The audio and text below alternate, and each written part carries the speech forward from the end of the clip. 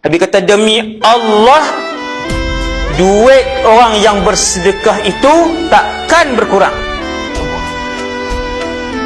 Zahir memang kurang. Dalam poket ada 15, kita keluarkan 10, memang tinggal 5. Tetapi yang Allah janji, dunia sebelum akhirat, aku nak ganti setiap sen tu saya sebut contoh. Setiap sen yang disedekahkan dengan ikhlas, Allah Ta'ala kata aku akan mula ganti dengan 10. Kalau RM1, Allah akan ganti dengan RM10. Paling rendah.